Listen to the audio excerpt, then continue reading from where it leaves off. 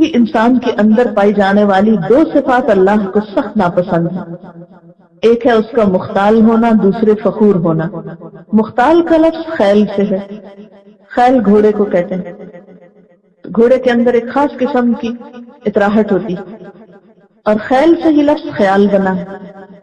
اور خیال کیا ہوتا ہے؟ ذہن میں کوئی تصویر جو آ جائے. اور خیال عموماً کس چیز کا آتا ہے؟ جب کوئی چیز سامنے سے ہٹ جاتی ہے تو بعد میں اس کی جو تصویر یا اثر رہ جاتا ہے اس کو خیال کہتے ہیں. یعنی ایک طرح سے گمان. خیال پھر خیالی ہوتا ہے، اس کی حقیقت نہیں ہوتی. خیالی دنیا حقیقی دنیا سے مختلف ہوتی ہے. تو تکبر کرنے والے کو مختال اس لیے کہا گیا کہ اس کے تکبر کی حقیقت کچھ نہیں، یہ بس اس کا اپنا خیال ہے، اس کی اپنی سوچ ہے کہ وہ بڑی چیز ہے، حالانکہ وہ کوئی بڑی چیز نہیں. تو گویا تکبر کا تعلق انسان کے خیالات سے ہوتا ہے، انسان کی سوچ سے ہوتا ہے. آپ اپنے بارے میں جیسا سوچیں، اپنے آپ کو جس رنگ میں چاہیں دیکھیں، یہ آپ کا اپنا خیال ہے. اور ہو سکتا ہے کہ حقیقت اس کے بالکل برعکس اور آپ دھوکے میں ہوں. آپ اپنے آپ کو بڑی شے سمجھتے ہیں اور اللہ کی نگاہ میں آپ کی حیثیت مچھر کے پر برابر بھی نہ ہو. کیونکہ بسا اوقات ہم لوگوں کو صرف ظاہری شکل و صورت، ان کی ظاہری شخصیت اور پرسنالٹی میں پرکھتے ہیں. لیکن متکبر شخص جو قیامت کے دن چیونٹیوں کی شکل میں اٹھے گا، وہ شخص جس کے اندر رائی کے دانے برابر تکبر ہے، وہ جنت میں نہیں جا سکے گا. تو ایسا شخص پھر اللہ کی نگاہ میں حیثیت کیا رکھتا ہے؟ تو کوئی شخص جو خود کو بڑی چیز سمجھتا ہو، اسے ساتھ ہی یہ بھی یاد رہنا چاہیے کہ کبھی یہ بھی سوچ لیا کرو کہ تمہارا مقام اللہ کی نگاہ میں کیا ہے. کبھی بھی اپنے آپ کی بڑائی کا خیال آنے لگے کہ میں دوسرے سے بہتر ہوں، یہ سراسر شیطانی خیال ہے. انا خیر منہ. اگر یہ آپ کے اندر آتا ہے اور بار بار آتا ہے اور آپ اپنے آپ کو دوسروں سے ہر وقت کمپیئر کرتے رہتے ہیں کہ میں اس سے زیادہ ذہین ہوں، میں اس سے زیادہ اچھی طرح بول سکتا ہوں، میں اس سے زیادہ خوبصورت ہوں، میں اس سے زیادہ بہتر کام کر سکتا ہوں، تو انا خیر منہ شیطانی جملہ ہے جو شیطان نے انسان کو سجدے سے انکار کرتے وقت بولا تھا اللہ تعالیٰ کے سامنے. کیا کسی بھی انسان کا بہتر ہونا محض کسی ایک خاص کوالٹی کی وجہ سے ہوتا ہے؟ مثلا ایک شخص حسین ہے تو کیا اس کا حسن اس کے کل کی نمائندگی کر رہا ہے یا ایک جزوی سی چیز ہے؟ اسے کہاں سے زوم ہو گیا کہ وہ دوسروں سے بہت بہتر ہے؟ وہ تو ایک نعمت ہے جو اس کو ملی ہے. تمہیں کیا معلوم کہ وہ دوسرا شخص جس کو تم حقیر سمجھے بیٹھے ہو اور جو تمہاری نگاہوں میں بڑا بدصورت نظر آتا ہے، وہ اپنے تقویٰ کی وجہ سے، اپنے عمل کی وجہ سے، اللہ کے راستے میں جد و جہد کی وجہ سے، معلوم نہیں اللہ کی نگاہوں میں کتنا بڑا مقام رکھتا ہو. تو تمہیں صرف اپنی ایک کوالٹی پہ اتنا مان ہے، صرف اپنے حسن پہ ہی تم پھسل گئے ہو. اسی طرح باقی چیزوں کو بھی آپ لے لیجئے کہ مثلاً کوئی شخص اپنے مال کی وجہ سے بڑے اور تخیل میں رہتا ہے اور بڑے خیالات میں کہ میں بڑی چیز ہوں، اور وہ کسی بھی دوسرے شخص کو جس کے پاس مال نہیں حقیر ہی سمجھتا رہتا ہے، جو کہ عام طور پر رویوں میں دیکھنے میں آتا ہے کہ مالدار لوگ جو غریب لوگوں سے بات کرتے ہیں تو کس انداز میں کرتے ہیں، ان کو کچھ دیتے ہیں تو کس انداز سے دیتے ہیں. اسے کہاں سے یہ پتا چل گیا کہ اس کا مال اس کو اللہ کی نگاہ میں بڑا بنانے والا ہے؟ تمہیں کیا معلوم کہ وہ دوسرا شخص جس کے پاس کچھ نہیں ہے دنیاوی اعتبار سے، لیکن تم سے کہیں پہلے جنت کا والی بن چکا ہوگا، کہیں پہلے جنت میں جا چکا ہوگا. تمہیں کیا خبر کہ اس کے اندر اور کیا کیا چھپی ہوئی خوبیاں ہیں. کسی انسان کی خوبیاں صرف وہ تھوڑی ہوتی ہیں جو سب کو نظر آ رہی ہوتی ہیں، جو پبلک فگر بنا ہوا ہوتا ہے، جو ہر ایک کی بظاہر آنکھوں کا تارا بنا ہوا ہے. تمہیں کیا معلوم کہ اللہ کے ہاں وہ کتنا ذلیل ہو سکتا ہے، اور اس کے مقابلے میں ایک شخص جس کو کوئی پوچھتا نہیں، جس کی کوئی پرواہ نہیں کرتا، اس کا مقام کتنا بلند ہو سکتا ہے. اس لیے مختال وہ شخص ہے کہ جو اپنے خیالوں میں رہے، جس نے اپنی ایک خیالی دنیا بنائی ہوئی ہو، اپنے گرد ایک خول چڑھایا ہوا ہو اپنی بڑائی کا اور اپنی بلندی کا، اور دوسروں کو وہ نگاہ میں نہ لائے، اور دوسروں کے کام کو اور دوسروں کی چیزوں کو وہ حقیر سمجھے. اسی طرح اگر کسی ایک خاص انسان کو اللہ تعالیٰ نے کوئی اسکل دی ہے، مثلا بولنا بہت اچھا جانتا ہے وہ، یا لکھنا بہت اچھا جانتا ہے، یا کوئی اور آرٹ ورک یا کسی بھی قسم کا کرافٹ اس کو بہت اچھا آتا ہے، اب اس وجہ سے اسے کوئی حق نہیں پہنچتا کہ اپنی کسی ایک صفت کی وجہ سے، کسی جزوی صفت کی وجہ سے وہ اپنے آپ کو دوسروں سے بڑا سمجھنے لگے اور دوسروں کی ہر کوالٹی کو حقیر اور ذلیل سمجھے، یا اسی طرح کوئی بھی اور چیز، کوئی بھی صفت۔ ہمیشہ دیکھیے کہ بحیثیت کل آپ کیا چیز ہیں، اور بحیثیت کل بھی کیا چیز، کتنا کمزور ہے انسان۔ بظاہر ہر فن مولا بننے والے بھی کہاں کہاں منہ کے بل گرتے ہیں، کہاں کہاں ٹھوکرے کھاتے اور ذلیل ہوتے ہیں۔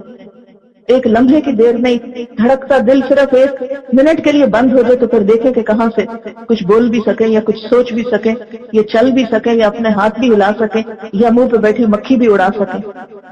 کیا حقیقت ہے انسان کی، کیا گنجائش ہے اس کے پاس کہ وہ خود کو دوسروں سے بہتر سمجھنے لگے اور انا خیر منہ کے دھوکے کا شکار ہو جائے۔ ان اللہ لا یحب، ایسا شخص اللہ کو تو بالکل بھی پسند نہیں۔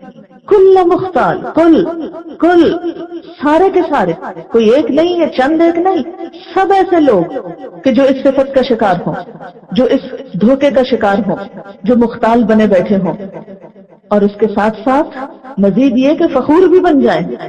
فخور کیا چیز ہوتی ہے؟ فخور کا لفظ فخر سے نکلا ہے۔ فخر کہتے ہیں پھٹنے کو، یہ جو بچتی ہوئی مٹی ہوتی ہے اس کو فخار کہتے ہیں۔ فخار مٹکے کو بھی کہتے ہیں۔ مٹکے کی صفت کیا ہوتی ہے؟ ذرا سا ہاتھ لگ جائے ایک دم زور سے آواز نکلے گی اس سے، فوراً بجے گا۔ جو سالڈ چیز ہوتی ہے آپ اس کے اوپر جتنا مرضی ہاتھ مارو بہت کم آواز نکلے گی اس سے، لیکن جو مٹکا ہے اندر سے خالی ہے اور باہر سے بہت بڑا پیٹ نکلا ہوا اس کا، اس پہ ہلکی سی ضرب بھی ایک بڑی سی بھین کو آواز دے گی۔ تو ایک فخور ایسے ہی شخص کو کہتے ہیں کہ جو اندر سے کچھ نہیں، انتہائی کمزور ہے، انتہائی شیکی ہے، لیکن باہر سے بہت بڑا خول چڑھایا ہوا اس نے مٹکے کی طرح، اور چھوٹی سی بات پر بھی وہ آپے سے باہر ہونے لگتا ہے، شور مچانے لگتا ہے، اور خاص طور پر کس چیز کا شور؟ اپنی تعریفوں کا شور، اپنی خوبیوں کے بیان کرنے کا شور۔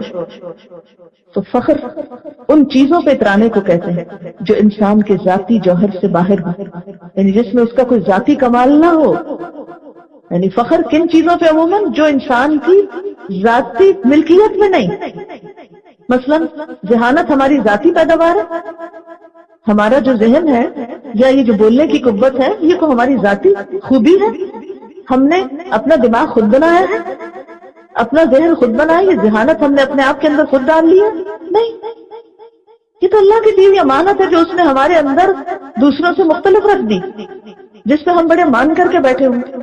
حسن ہمارا ذاتی کمال ہے، ہم نے اپنے آپ کو خود بنایا تھا، اپنی آنکھوں کا رنگ خود سلیکٹ کیا تھا، اپنی شکل و صورت خود ڈیزائن کی تھی؟ نہیں، جو کچھ بھی ملا ہے اس نے دیا ہے، وہاں سے آیا ہے۔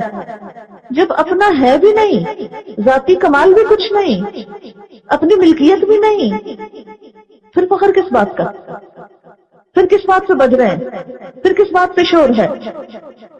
اسی طرح مال کو عموماً لوگ اپنا ذاتی کمال سمجھتے، جیسے قارون نے کہا تھا انما اوتیتہ علی علم من عندی، یہ تو مجھے اپنے علم کی وجہ سے ملا ہے، یہ تو میری قابلیت ہے، میری لیاقت ہے، یہ تو میں ہوں جس نے یہ اتنے مال کے انبار لگا لیے اپنے آس پاس۔ لیکن وہ سب کچھ کسی اور نے دیا تھا اس کو۔ تو فخور اس شخص کو کہتے ہیں جو ان چیزوں پہ اترائے جس میں اس کا ذاتی کوئی کمال نہیں، جو اس کی ذاتی ملکیت نہیں، دینے والا جب چاہے واپس لے لے۔ اور پھر فخور میں یہ صفت بھی آتی ہے کہ انسان اس کمال کی وجہ سے شور مچاتا رہے، بجتا رہے، اس کا اظہار کرتا رہے، اپنے منہ میاں مٹھو بنا رہے۔ ایسے لوگ دراصل نفسیاتی بیمار ہوتے ہیں، ان کے اندر تکبر کوٹ کوٹ کے بھرا ہوا ہوتا ہے، جس کے اظہار کے لیے وہ کوئی موقع خالی نہیں جانے دیتے، ہر وقت کہیں نہ کہیں سے اپنی کوئی خوبی بڑائی نکال کے دوسروں کے سامنے لاتے رہیں گے۔ اور اس کو منوانے کی کوشش کریں گے. تو یاد رکھیے یہ کوششیں شاید دنیا میں تو کچھ فائدہ دے جائیں لیکن اللہ کے ہاں انسان کو انتہائی ذلیل کر دیتی ہیں. ایسے لوگوں کو اللہ تعالیٰ قطعاً پسند نہیں کرتا. ان اللہ لا يحب کل مختال فخور. ایسا شخص جو خوش فہمی میں مبتلا ہے، خام خیالی میں مبتلا ہے، اور نہ صرف یہ کہ خیالات کے دھوکے کا شکار ہے، فریب کا شکار ہے، بلکہ اس فریب کا اظہار بھی کرتا رہتا ہے. اس دھوکے میں پھر وہ آ کر اسے منوانے کی کوشش بھی کرتا ہے. کیونکہ عموماً ہوتا کیا ہے کہ انسان جو کچھ بولتا ہے وہ اس کی سوچ کی پیداوار ہوتا ہے. جب سوچ میں تکبر بھرا ہوا ہے تو بول میں تو لازماً ٹپکے گا. اور نکلنا کہاں سے اس نے؟ دماغ کا اپنے اوپر سے تو کوئی راستہ نہیں نا، اس نے منہ کے راستے نکلنا ہے. تو جو وہ سوچتا ہے وہی بولتا ہے. تو خود پسند متکبر لوگوں کی گفتگو میں بھی تکبر پایا جاتا ہے، ان کی گفتگو کے اندر بھی ایسے ہی رویے پائے جاتے ہیں. رسول اللہ صلی اللہ علیہ وسلم نے فرمایا، کیا میں تم کو اہل جنت کے بارے میں بتا دوں کہ جنت میں جانے والے کون ہیں؟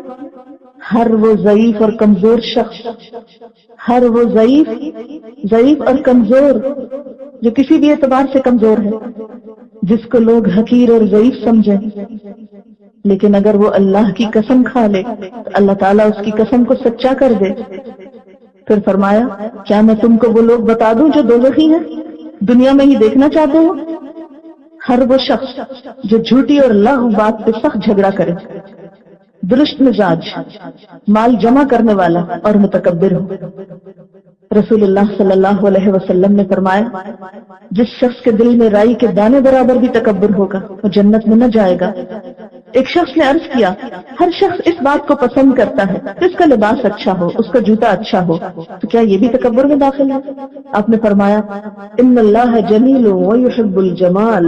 بے شک اللہ تعالیٰ خوبصورت ہے اور خوبصورتی کو پسند کرتا ہے. اور تکبر کہتے ہیں بطر الحق وغمط الناس. حق بات سامنے آئے کہ میں نہیں مانتا، میں نہ مانوں، میں کسی کی نہیں سنتا. اور غمط الناس انسانوں کو حقیر سمجھے.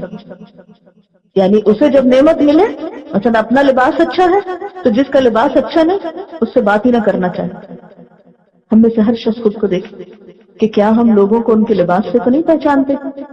کیا ہم ان کے صرف ظاہری شکل و صورت سے ہی تو نہیں ان کو پہچاننے لگتے؟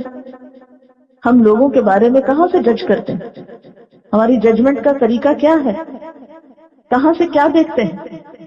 تمہیں کیا معلوم اللہ نے کیا کسی کی ڈگری دیکھ کر اسے جنت میں بھیجنا ہے؟